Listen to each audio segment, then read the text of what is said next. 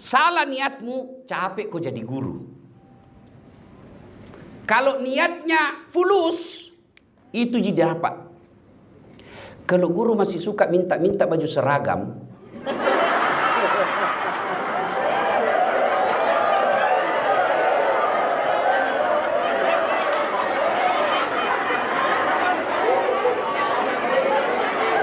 saya dengar tadi, ya. Begini, aku dulu ribut. Kang Ibu Tonji tadi bilang gaspol. Ya. Ya ayyuhalladzina amanu taqullaha haqqa tuqatih wa la tamutunna illa wa antum muslimun. Ayat ini Jumat-Jumat dengar. Jangan kamu mati kecuali dalam keadaan beragama Islam. Berarti ayat ini Allah ingin sampaikan, hati-hati kok. Mengaku kok Islam belum tentu mati selek kok. Selem muasa ngalemu belum tentu selek kok mati. Insya Allah kita tidak akan mati dalam keadaan mencuri. Insya Allah kita tidak akan mati dalam keadaan merampok. Insya Allah kita tidak akan mati dalam keadaan berzina. Yang bisa membuat kita mati kafir, hubbi aklil haram, suka mengkonsumsi barang haram. Salah satu di antaranya bikin seminar proposal dan laporannya 3 hari, di lapangan cuma 1 hari.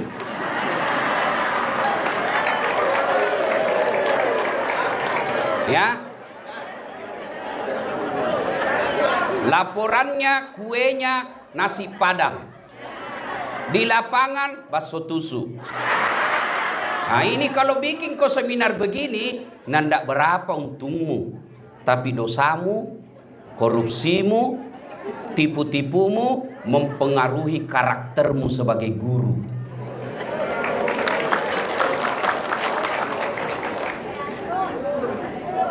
Ini gaspol atau rem-rem? Hah? Si panas saya atau rem-rem? Oke, baiklah kau yang minta. Wa qala idzan bismillahirrahmanirrahim.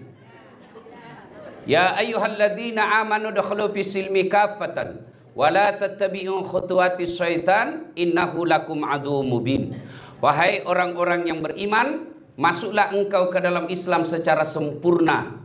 Bukan Islam pencitraan, bukan Islam pilgub. Ya. Dan janganlah engkau ikuti langkah-langkah setan, karena sesungguhnya setan itu musuh yang nyata bagi kalian. Ketika Bapak Ibu guru mendapat undangan acara ini, setan berusaha menggoda, jam aku datang, jam aku datang. Jam aku datang, capek. Alhamdulillah bisa dikalahkan setan yang ada di rumah. Tapi apakah setelah ada di ruangan ini setan berasa berhenti menggoda kita? Nggak, nagoda kita lagi supaya tidak dengar ceramah. Jam aku dengar ceramah, pegang HP-mu, pegang HP-mu. Jadi orang yang pegang HP ketika dengar ceramah, sesungguhnya itu kena godaan setan. Nasami, bagaimana kamu dengar ceramah kau sibuk begini? Katanya guru. Nanda ibu-ibu kalau ngajar guru muridmu begini? Bagaimana kamu jadi teladan kalau begitu? Sudah, bagaimana mau dengar ceramah kau sibuk begini?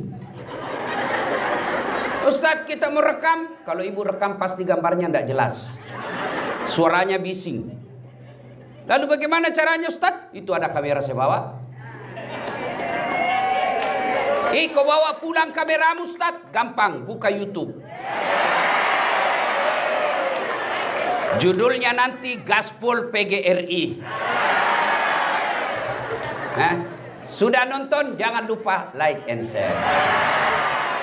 Kenapa kau ketawa ibu guru? Kalau artis kita follow, apa kita dapat? Apa dapat? Hai guys, kita mengikuti pernikahan super mewah di Jepang guys.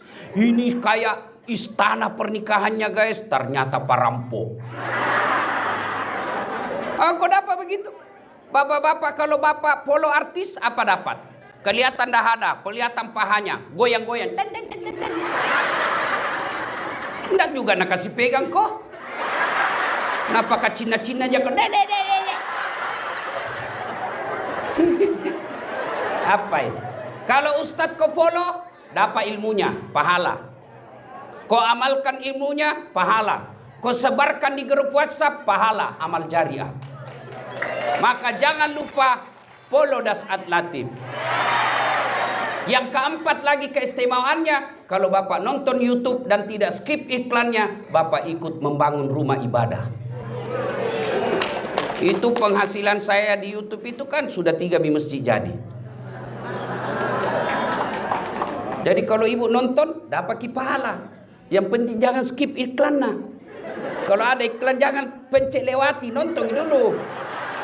Masa ndak tahu lagi skip ini Bu Guru ah. Nah ibu bapak saudara-saudara sekalian, waktu yang terbatas. Karena ini seminar. Wa qala idzan bismillahirrahmanirrahim. Innallaha wa malaikatahu yusalluna 'alan nabi.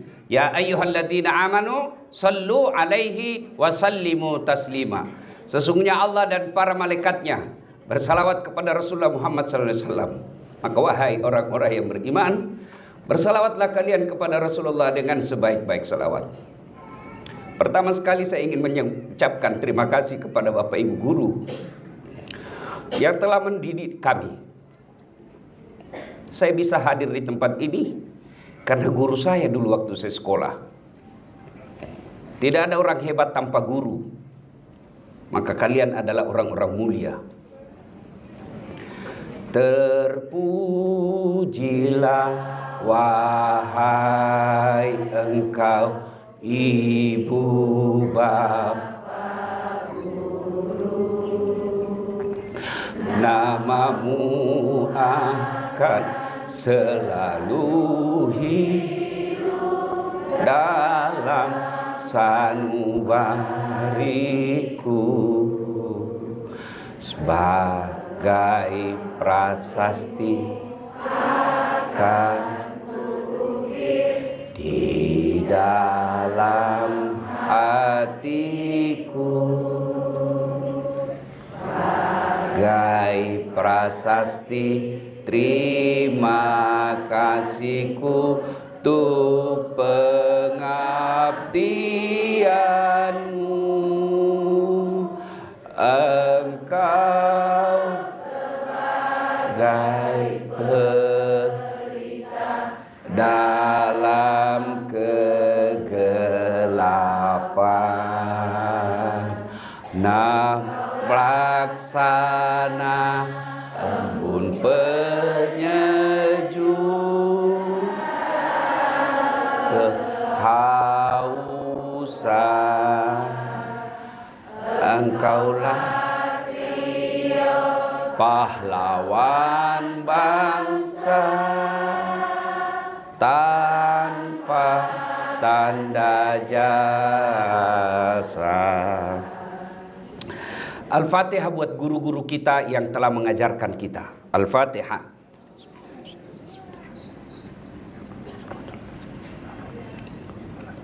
Amin. Ibu bapak saudara-saudara sekalian, teristimewa guru saya Bapak Rektor Universitas Negeri Makassar Profesor Dr. Hussein Syam, yang insya Allah dimuliakan dirahmati Allah Subhanahu wa Ta'ala. Seluruh pejabat-pejabat sipil yang ada di Universitas Negeri Makassar yang saya hormati, Ketua PGRI Provinsi Sulawesi Selatan, Ketua PGRI Kota Makassar, Bapak mewakili Wali Kota Pak Andi Bangsawan, yang insya Allah dimuliakan dirahmati Allah Subhanahu wa Ta'ala. Karena Bapak Ibu tadi minta gaspol supaya ini acara ada oleh-oleh kita bawa pulang dan ada faedahnya, kita gaspol di tempat ini. Yang pertama Bapak Ibu sekalian, sebagai guru, Bapak Ibu di dalam lingkungan sekolah jangan di kelas. Bapak pernah enggak ada anak-anak siswa pelajar kita merokok?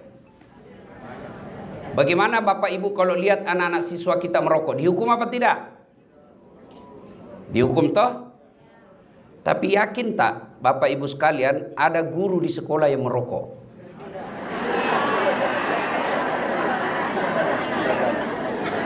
Ada enggak? Bilang guru jaga kuah? Kalau ku dapat ku mau rokok, ku tampelin kau.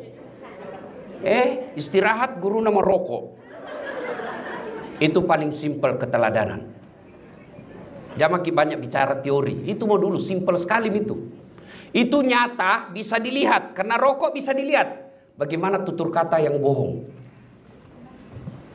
Bagaimana kita menanamkan kata-kata jujur kepada anak kita kalau kita sendiri tidak jujur.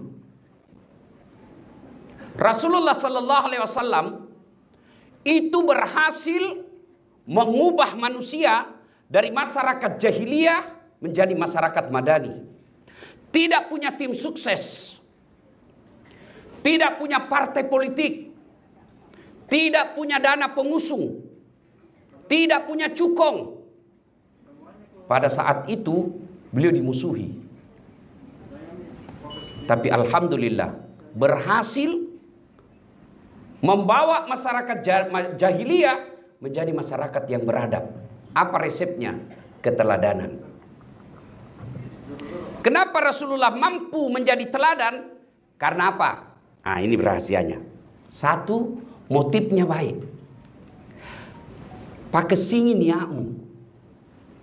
Kau cakkan niat kau, salah niatmu, capek kau jadi guru.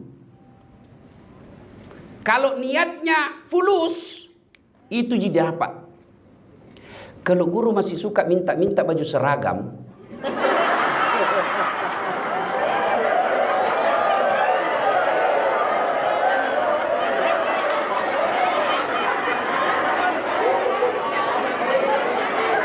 saya dengar tadi,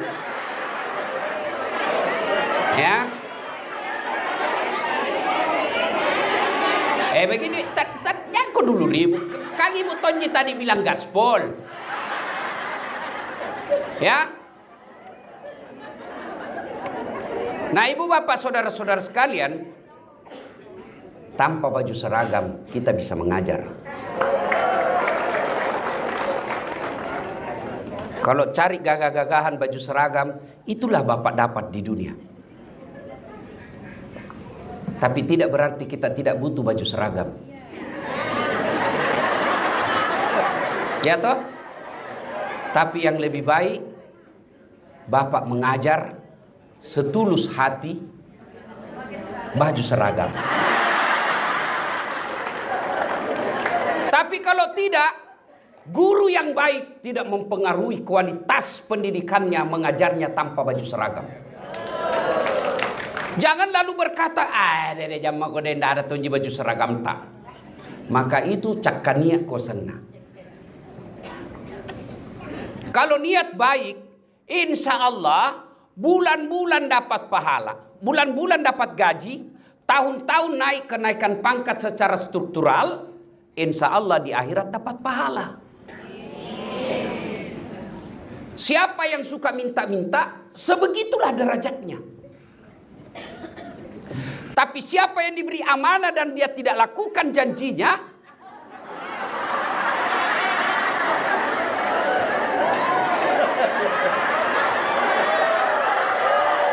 jelas toh? Jelas.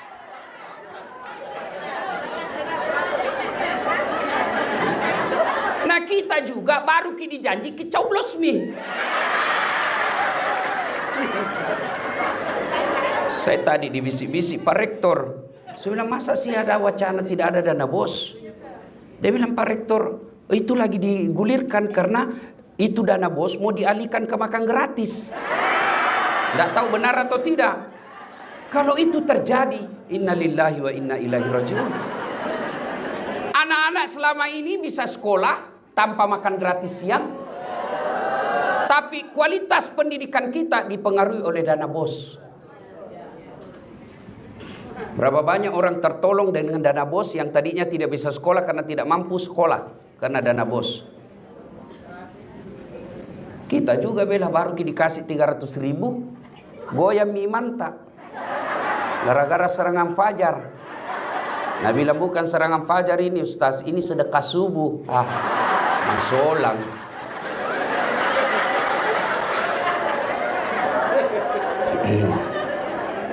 Itu dulu ya. Jadi Bapak Ibu sekalian, luruskan niat. Bapak Ibu baca semua kitab-kitab tentang ibadah, pasti bab satunya tentang niat.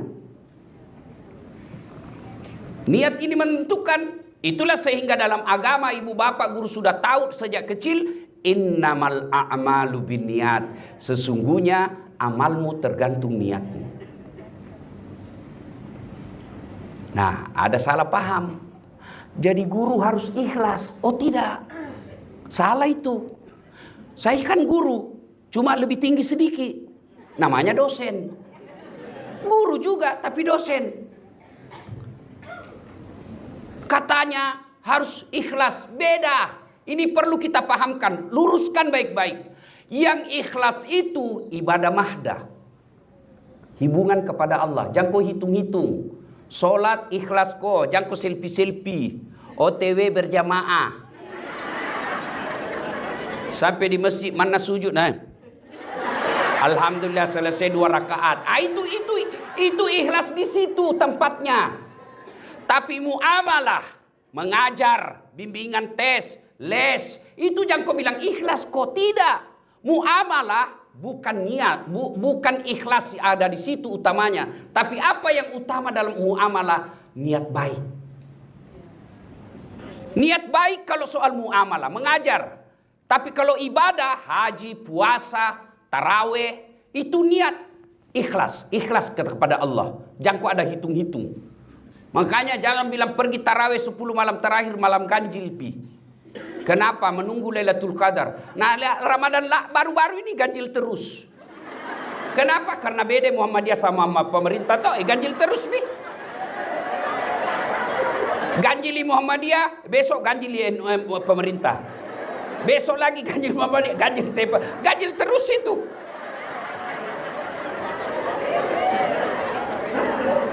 Nah, soal itu jangan kok kalau saya begini pahalanya sekian. Jangan kau hitung pahala, biar Allah yang tahu. Itu namanya ikhlas. Tapi soal muamalah, mengajar, jangan kau bilang ikhlas. Masa kita mengajar disuruh ikhlas? Apa paling dipakai beli pulsa? Nah, mau ini belajar online. Kenapa Malaysia sama-sama kita star, sama-sama Melayu? Kenapa sekarang pendidikannya lebih terhormat? Rasa-rasanya tidak ada orang Malaysia datang menjadi TKI di Indonesia. Tidak ada orang Malaysia datang ke Indonesia menjadi pembantu rumah tangga di Majene. Tidak ada.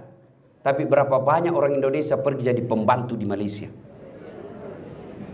Kenapa? Salah satu sebabnya karena dana pendidikan di Malaysia jauh lebih besar daripada yang digelontorkan untuk Indonesia. Masa pegawai honor kasih yang 200.000 satu bulan? Begitu komplain, ikhlas kok, nenek nu gawang.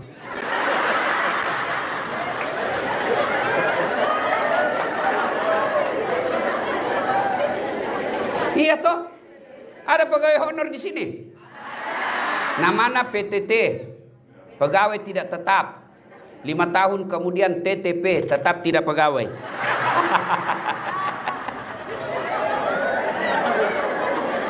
Ini dulu yang penting. Ya, jadi sholat ikhlas, mengajar harus ada fee. Kenapa bisa Ustadz? Mau kita peningkatan kualitas? Mau kita belajar? Mau kita googling?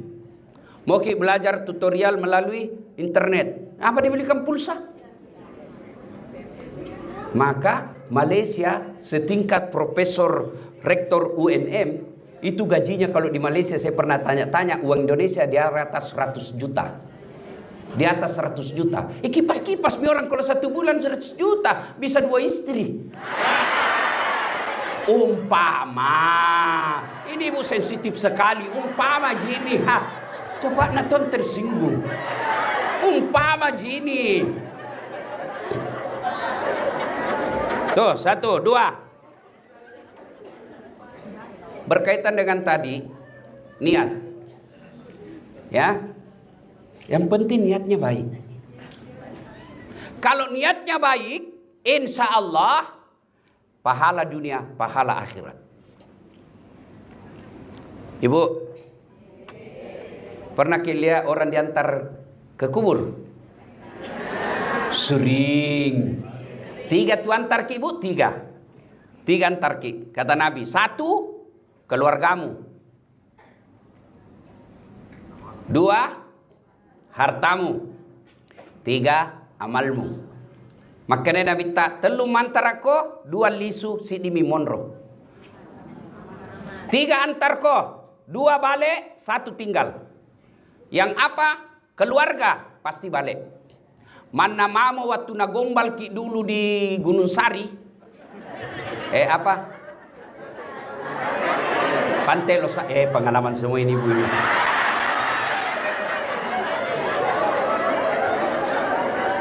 Kemanapun kau pergi sayang. Ini waktu di fakultas pendidikan IKIP dulu toh. Masih ada alumni IKIP sini. Kemanapun kau pergi aku akan mengikutimu. Gunung kan kudaki, lautan ku seberangi, masjid kau lewati. Cilaka ngana. Kita akan sehidup semati. Bale-bale go. Masuk meninggal istri, ada suami mau masuk di kubur. Ada. Jangankan masuk kubur, menunggui saja 24 jam di atas kuburnya, tidak ada yang mau. Menangis memang waktu meninggal, 3 bulan kemudian kenal janda. Nalupai nombok. Tidak ada. Ya toh? Yang kedua, yang mengantar kita apa? Harta, keluar mobil, keluar motor. Ada yang tinggal. Ada apa? Kain kafan. Itu mi. Yang lain bawa pulang. Cerek saja. Begitu tertinggal. Cerek. Cerek maka palisu. Ya. Biar kaya. Masuk kau di kubur. Parfum waktu hidup di dunia. Hugo Boss. Angelman parfumnya Pak Rektor. Begitu masuk kubur, kapur barus. Dega gambok. Labek ko. Ewaya lemu. Iya toh? Yang ketiga, amal. Masuk maki di kubur. Bayangkan itu nah. Menangis itu suami tak ibu. Menangis waktu nak kubur ki. Tapi na injak-injak gitu.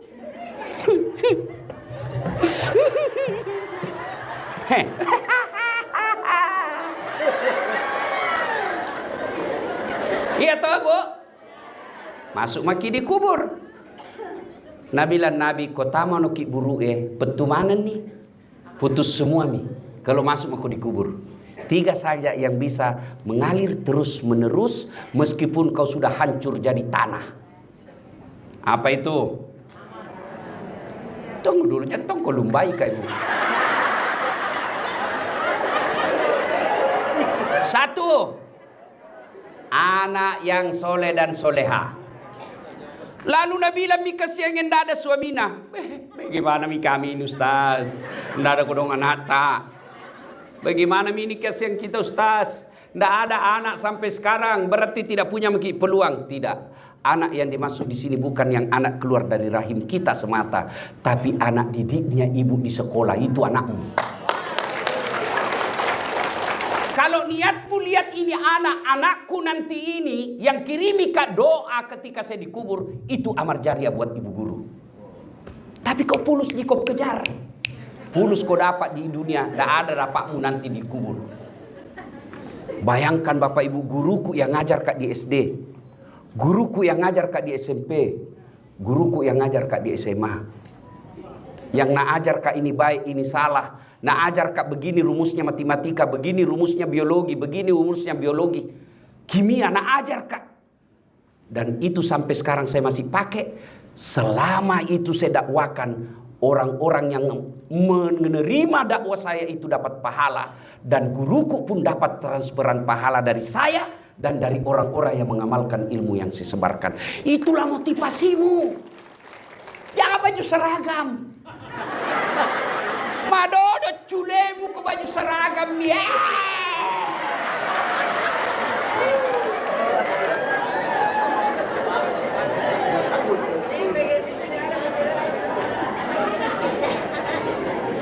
Saya Bu, ini meyakinkan saja motivasi baik. Bukan ikhlas lah, niat baik. Saya tidak pernah minta baju seragam selama saya jadi dosen. Tapi alhamdulillah Allah kasih saya rezeki, saya yang sediakan baju seragam. Nah, ibu-ibu sekalian, niatnya apa? Didik itu anak di sekolah. Ajarkan dia yang baik. Kalau dia cewek kelihatan pahanya ketika dia pergi sekolah, tegur. Jangan masa bodoh. Hidayah datang dari Allah. Tapi kita sebagai warga pendidik, didik dia, bukan pengajar. Kalau pengajar saja masuk kelas, 2 tambah 2, 4, 4 tambah 4, 8. Sudah selesai nak, selesai pulang. Itu kok pengajar namanya. Tapi kalau pendidik, nak, tidak bagus itu rokmu begitu. Kenapa? Ada bapak guru. Saya kalau anak mahasiswaku, saya larang dia roknya, meskipun dia non muslim. Karena tidak ada agama yang membenarkan memperlihatkan aurat yang membuat laki-laki nafsu. Bagus kok dek, kalau pakaian begitu, kalau di atas lutut. Tapi lebih bagus lagi kalau di bawah lutut. Agak panjang sedikit dek. Maka ibu guru tegur. Jangan pakai begitu nak, tidak bagus. Kita lihat lagi anak kita yang tidak senonoh berbicara, tegur. Jangan bilang, tidak ada hubungannya. Kalau kita mau sebagai pengajar, tidak ada hubungan. Kalau saya mau masa bodoh, dia mau lulus A atau lulus C, tidak ada hubungan. Pangkatku tetap naik. Tapi saya berpikir, ini aset saya. Yang ajar nanti ini orang baik. Yang menjadi orang-orang soleh, mudah-mudahan saya dikubur. Saya dapat kiriman pahala dari sini. Kalau ini motif Pak, pasti tidak capek mengajar. Kalau ini motif yang kita tanamkan sebagai guru, insya Allah tidak melelahkan itu mengajar di kelas. Kenapa? Ada harapan masa depan yang kita tunggu.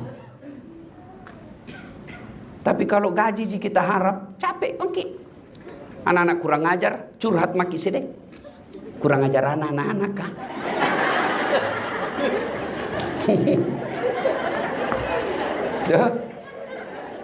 Yang kedua, setelah kita masuk di kubur, apa lagi? Setelah anak yang soleh dan solekah, apa? Sedekah. Ini ibu-ibu yang banyak semua mas nak kuliah depan, nggak tahu semprotan atau asli. Jadi saya baru tahu Pak Rektor, ternyata itu Bugis kalau ada pengantin yang banyak kuning-kuningnya ini, ternyata bukan emas, semprotan. Nah, ini anggaplah ini asli-asli ibu. Kalau ibu meninggal, siapa yang pakai itu emas berliantak? Siapa? Bukan anak, istri kedua. Mak bene silakemu. Labeko. Apai?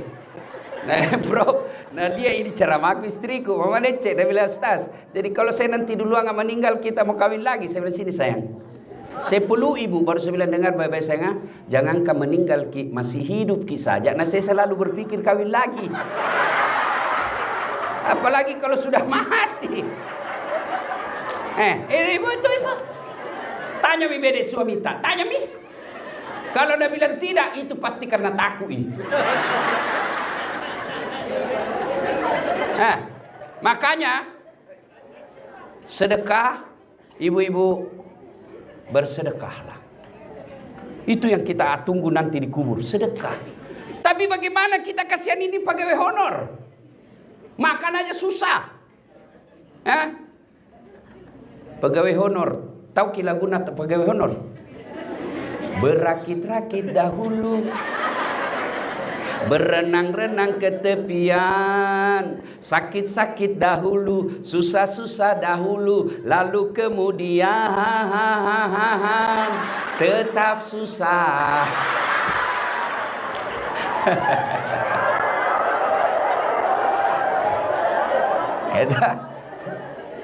Ada pegawai honor dia bilang, stres sih, kenapa kok dia bilang, tidak ada nama aku di K1. Insya Allah ada gitu nanti di K2. Tidak ada juga Ustaz, tidak ada juga di K2, tidak ada. Pergi ke rumahmu, cari di kakakmu.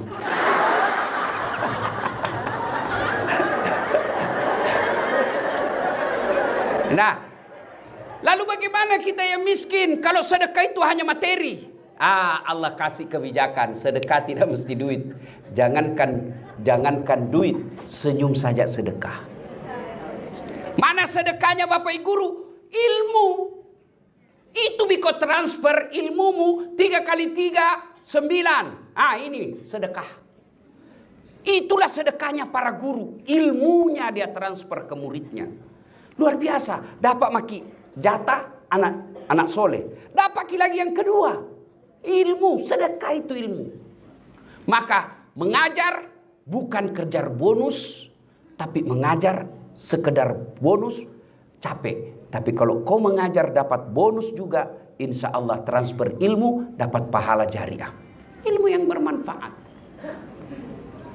Bayangkan kalau kita ajar anak orang, dari dia tidak tahu 10 bagi 2, lalu dia tahu dan dia pakai itu ilmunya sampai masuk kubur. Berapa banyak pahala kita dapat? Tinggal sekarang telur pakai sini niat. Niat kita mengajar transfer pahala. Apa pahalanya orang kaya? Uang. Apa pahalanya Pak Wali Kota? Kebijakan. Bikin guru sejahtera. Itu sedekahnya. Apa sedekahnya anggota DPR? Bikin perda. Apa sedekahnya para dosen? Ilmu, dosen, guru. Itulah sedekah kita. Ilmu yang bermanfaat. Dan yang ketiga, yang bisa menolong kita di alam kubur adalah apa Ibu? Apa? Sudah itu tadi anak. 2, 3, pembangunan. Pembangunan bermanfaat. Ibu bapak saudara-saudara sekalian, kalau ini kita amalkan, insya Allah dapat maki. Tidak capek ki mengajar. Saudara bapak ibu guru yang saya hormati, yang ketiga, soal gaji yang tidak sesuai harapan. Jakmu petur renu kata Ugie. Jakmu petur renu, jangan putus asa. Bukan guru yang membuat kita kaya, tapi insya Allah dengan guru pegawai negeri kau tidak akan miskin. Paham maksud saya? Iya. Susah jadi kaya kalau seorang guru, tapi insya Allah tidak akan miskin. Yang kita hindari adalah miskin. Kau kejar kekayaan, selama kau merasa kurang pasti miskin.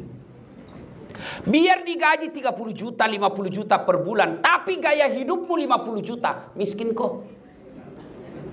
Apa yang membuat kita miskin? Apa karena tidak ada rezeki dari Allah? Tidak. Yang membuat kita jadi miskin karena gaya hidup kita melebihi rezeki dari Allah. Gaji sebagai guru 5 juta. Gaya hidup 7 juta. Pasti menginrek kok. Pasti ngutang untuk menghidupi yang 2 juta. Kalau sudah ada mobil tak meskipun butut, syukuri itu. Jangan aku lagi lihat yang di showroom. Lihat ke showroom. Datang itu penjual mobil kah? Baik semua itu nak cerita.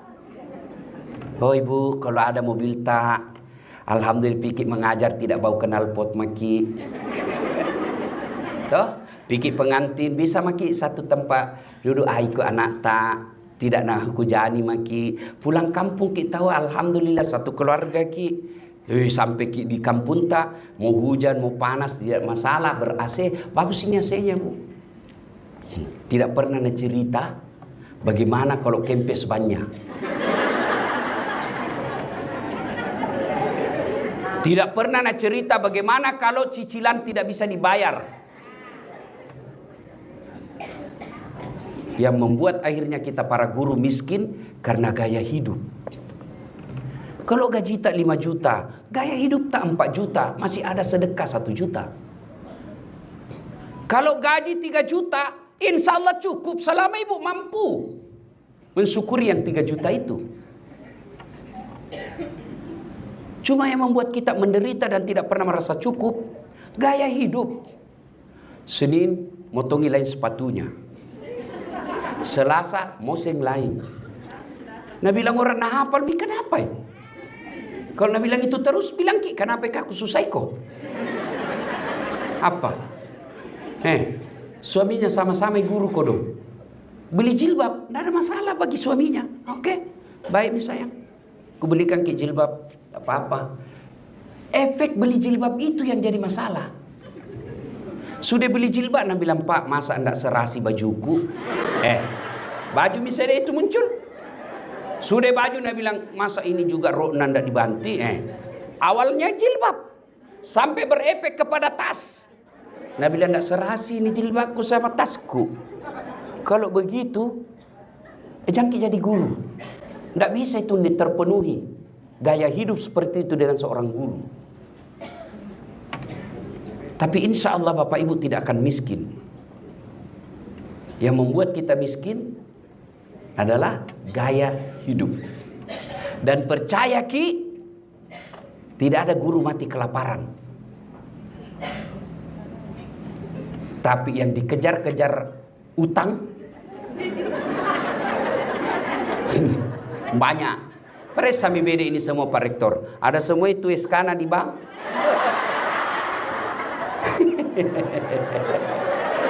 Iya toh.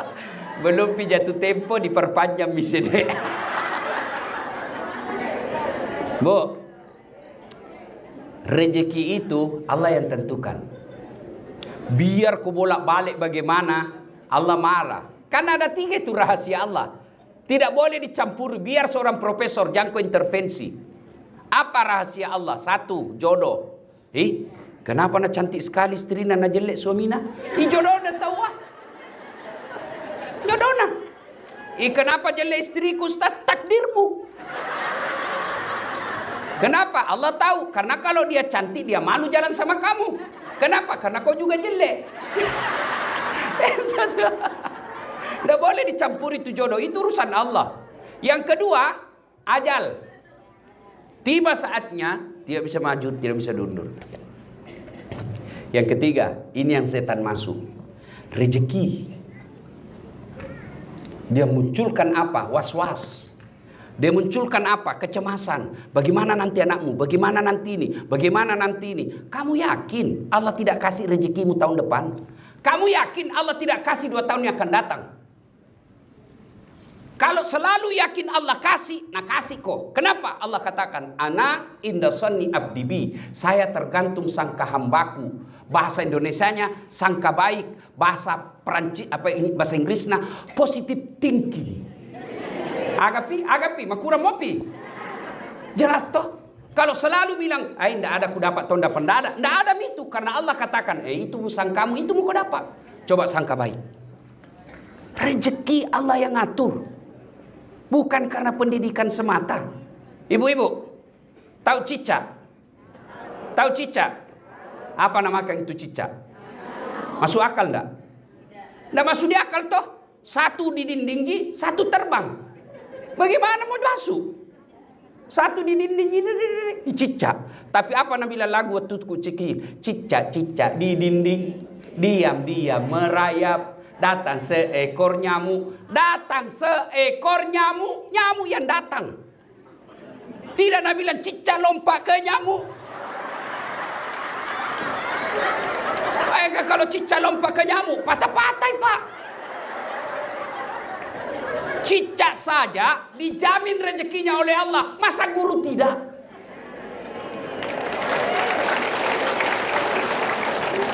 Ini Bapak saudara-saudara sekalian. Poin yang keempat. Puncak dari semua ilmu adalah akhlak.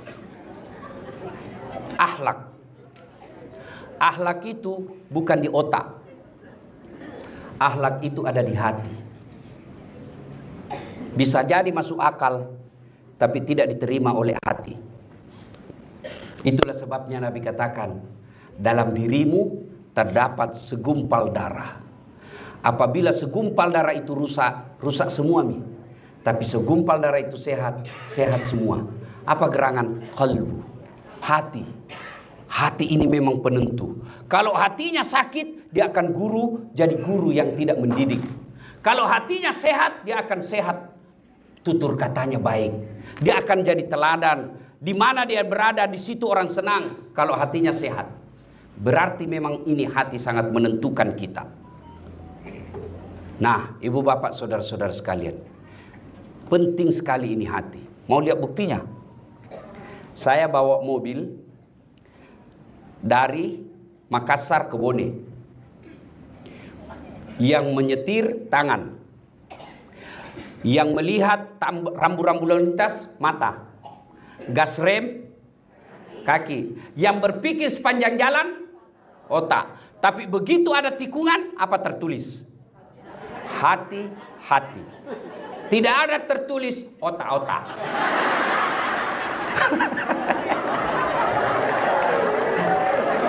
Iya toh? Berarti ini memang hati ini peran raja dalam diri kita. Di gedung rektor UNM sini, Pak Rektor mau bikin pengumuman. Yang menulis tangan, yang melihat salah ketik mata, yang berpikir kalimat cocok otak. Tapi begitu ada pengumuman, apa Nabi bilang announcer? Perhatian, perhatian. Tidak Nabi bilang perotakan, perotakan. Maka ibu bapak guru yang saya muliakan, penting mengasah otaknya anak-anak didik kita. Tapi jauh lebih penting cerdaskan hatinya. Dan hati hanya bisa disentuh oleh hati yang baik pula. Kalau hati gurunya kasar, hati gurunya sakit, maka tertular anak murid kita. Sakit dia punya hati, maka lepas kita punya amal jariah. Lepas kita punya ilmu tidak bermanfaat. Lepas kita punya anak tidak bermanfaat. Lepas masa depan dunia, depan masa depan akhirat pula.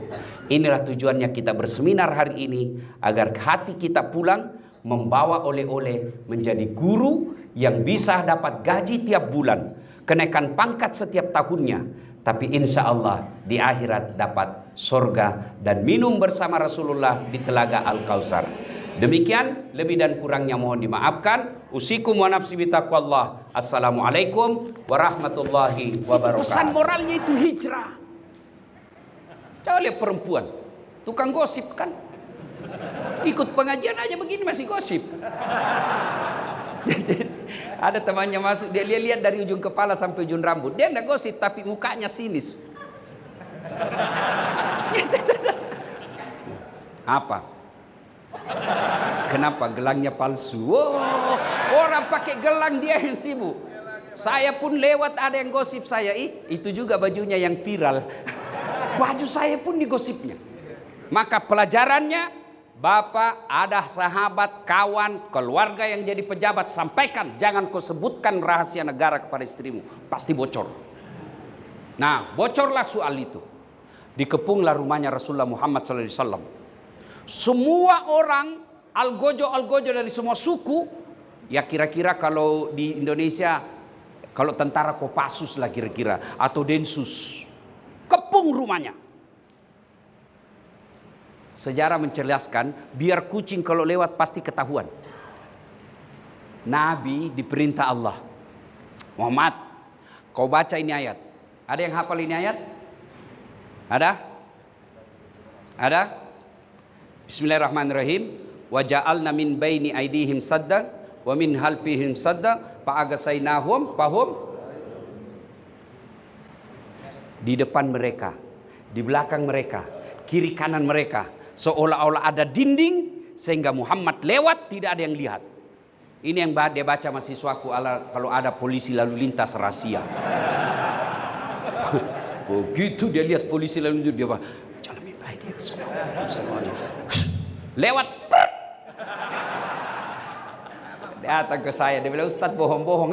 Kan aku bilang, saya baca ini ayat kok saya ditilang Ustaz. Memang kenapa kok ditilang? Saya tidak pakai helm.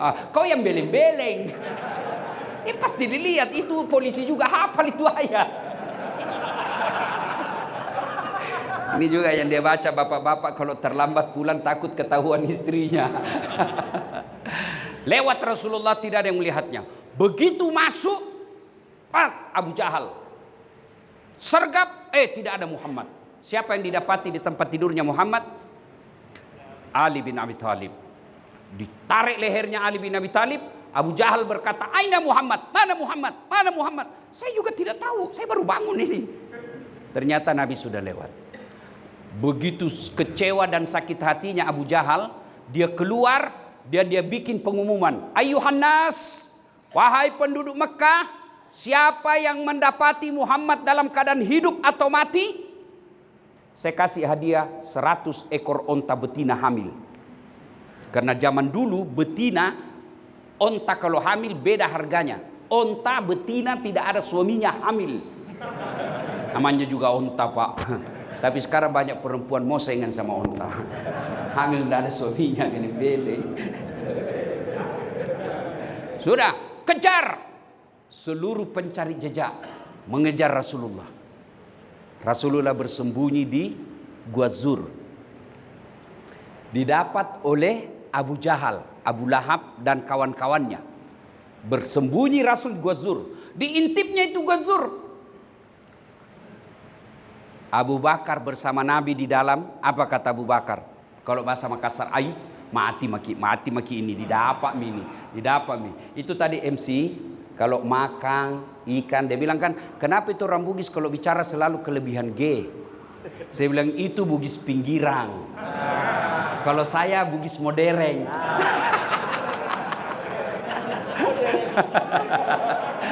Iya Pak, iya modern.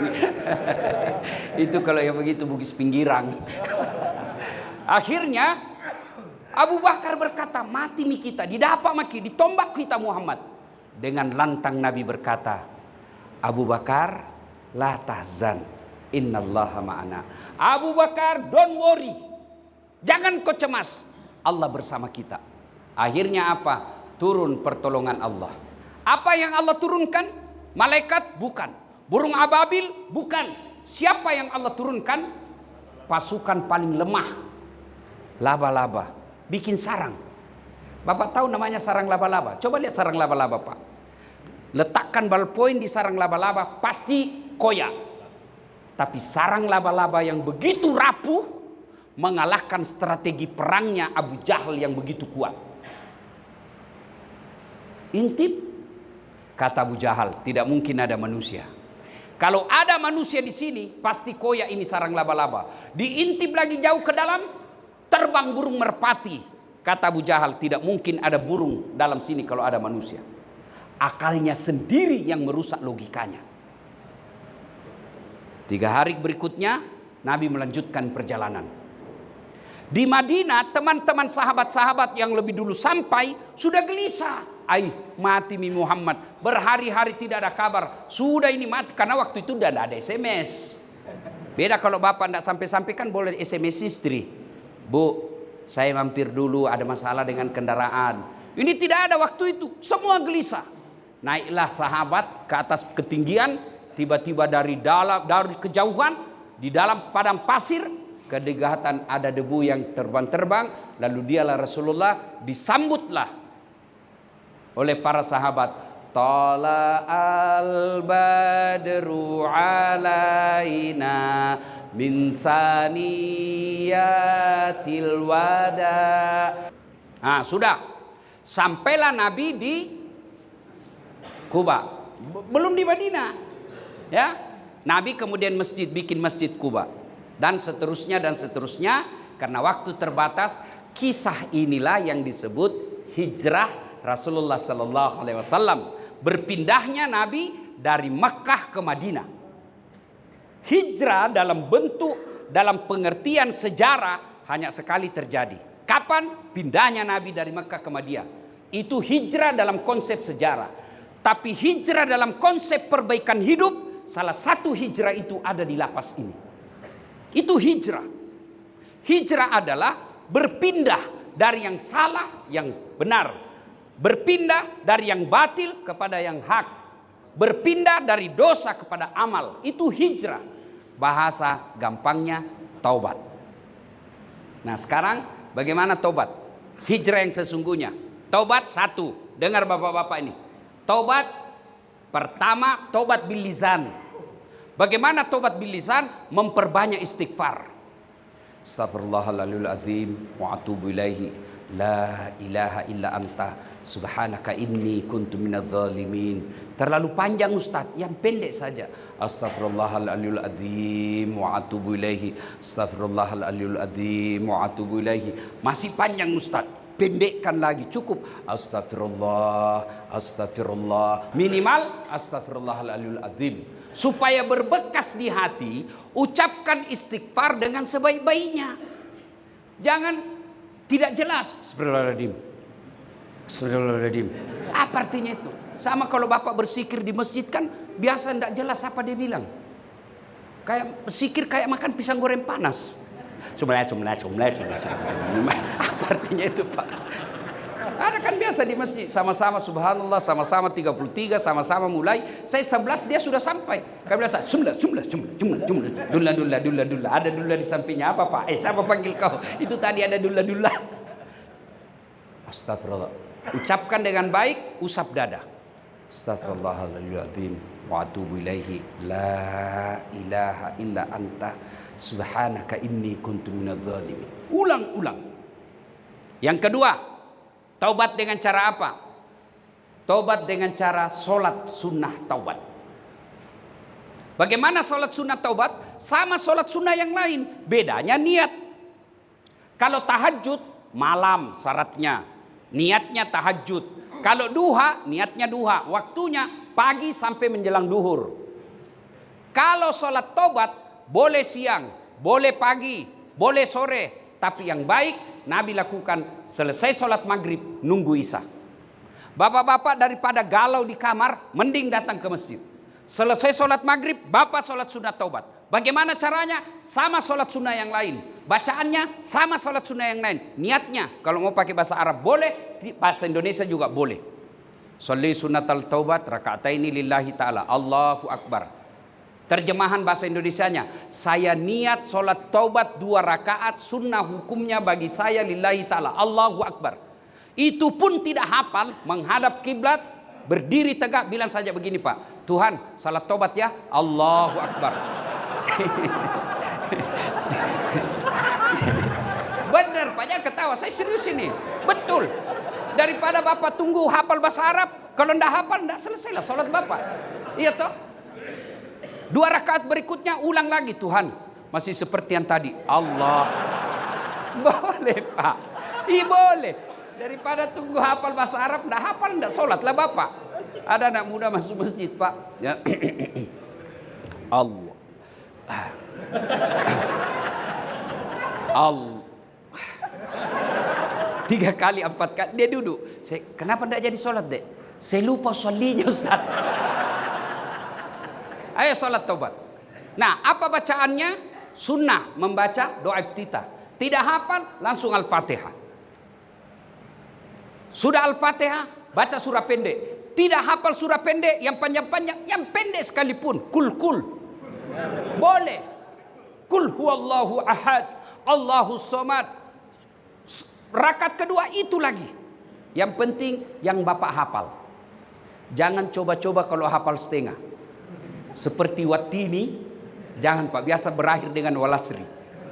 Atau Al-Kafirun. Biasa Bapak nyasar. Nah, sudah naik rakaat kedua. Kapan tobatnya? Sujud terakhir.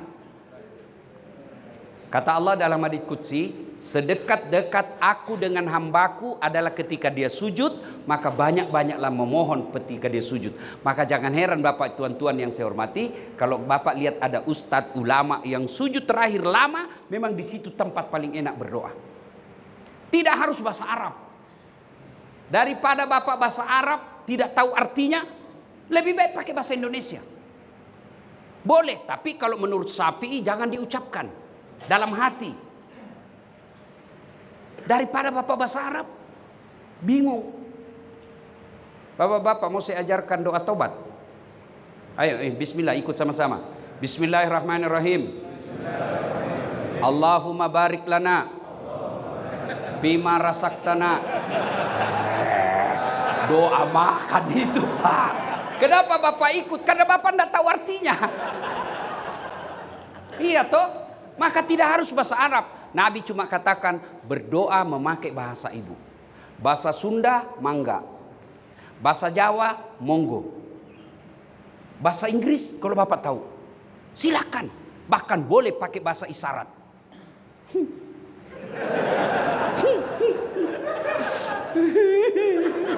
Allah tahu, dia bertobat. Perempuan dia udah istri di rumah. Suaminya kawin lagi. Boleh, silakan. Nah, pada saat sujud itu yang paling penting ini kalimat. Boleh Bapak contoh, boleh tidak. Boleh dengan kreativitas kalimat Bapak. Ya Allah, terimalah taubat hamba ini. Yang lebih penting ya Allah, berikan hamba kemampuan dan kesanggupan untuk tidak mengulangnya.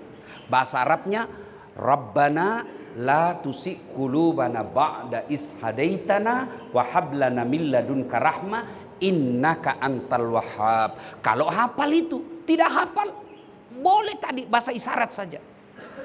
Yang penting ya Allah, berikan saya kesempatan untuk tidak mengulangnya. Itu yang paling penting. Karena tanpa hidayah biasa kita ulang lagi. Yang selalu saya istilahkan tobat ibu hamil.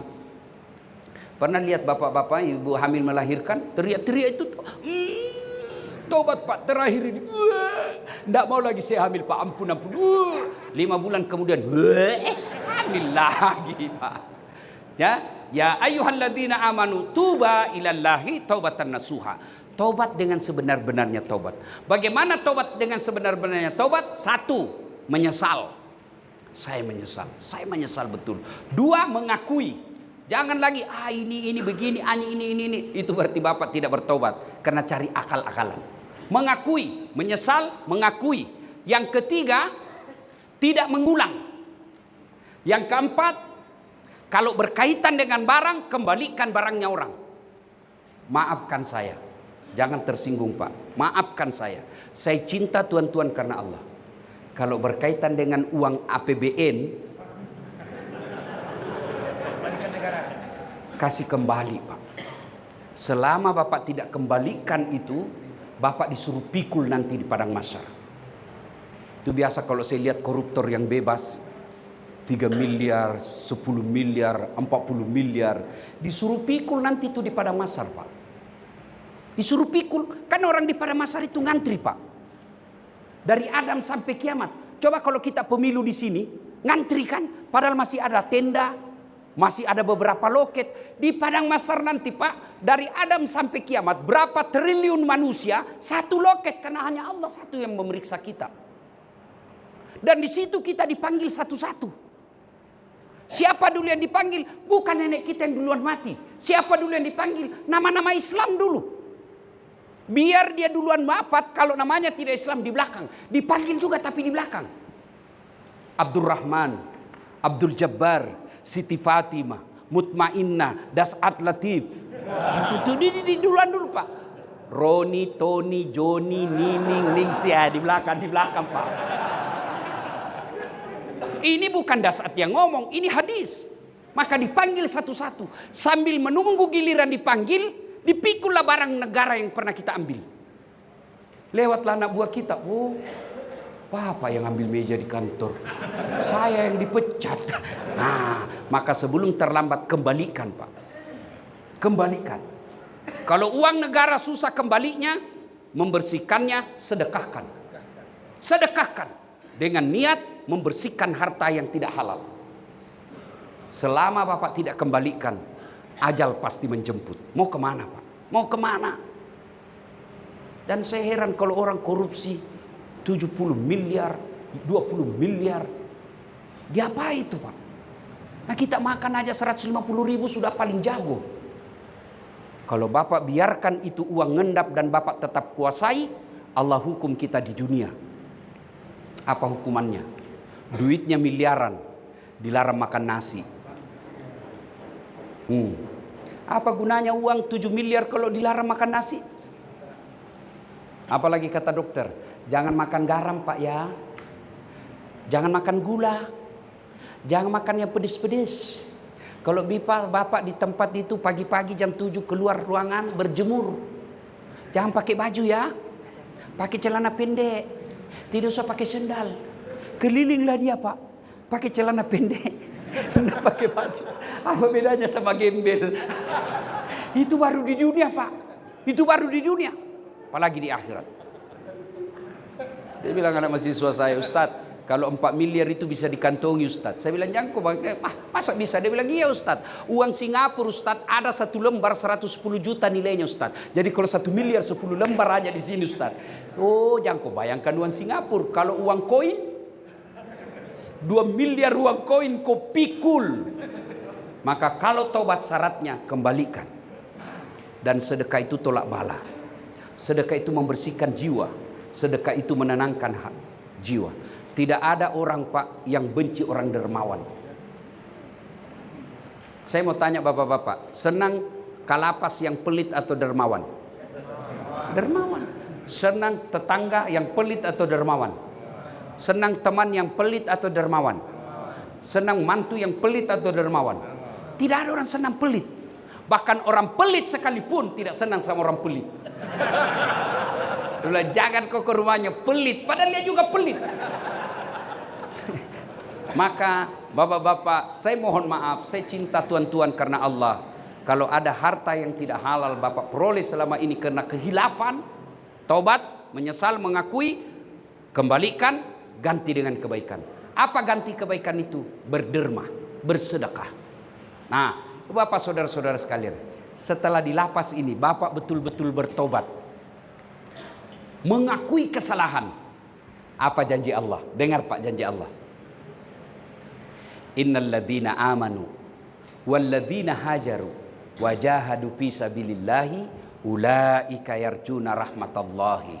Kata Allah, sesungguhnya orang-orang yang hijrah bertobat itulah orang-orang yang betul-betul aku rahmati hidupnya dan aku mencintai mereka.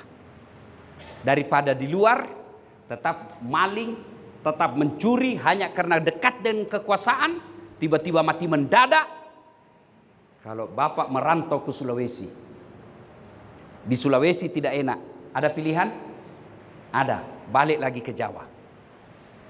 Bapak tidak disenang sama gubernur, ada pilihan? Ada, pensiun dini, selesai. Di lapas ini ada pilihan. Bapak masih bisa sholat, masih bisa ngaji, masih bisa Senin Kamis, masih bisa berjamaah. Tapi kalau masuk kubur, ada pilihan? Ada pilihan Pak. Enggak enak, keluar dulu. Begitu Bapak keluar, pilar satu dunia. Maka sebelum segalanya terlambat, mari manfaatkan tempat ini. Memperoleh hidayah, mendekatkan diri kepada Allah Subhanahu wa Ta'ala. Saya ingin yakinkan sekali lagi, lembaga pemasyarakatan bukan kehinaan. Selama Bapak mengakui dan mau berbuat baik, mengganti kesalahan dengan memperbanyak ibadah, innallaha ma'as sabirin. Allah mencintai orang-orang yang sabar. Bahkan Allah kemudian memberikan ganjaran maqamam mahmuda. Saya angkat derajatmu, derajat dunia, derajat akhirat. Ibu bapak saudara-saudara sekalian, sesuai dengan permintaan Pak Kalapas tadi, kalau ada yang mau bertanya sebelum saya silakan. Ada yang mau bertanya? Monggo. Ya. Penjara itu persepsi.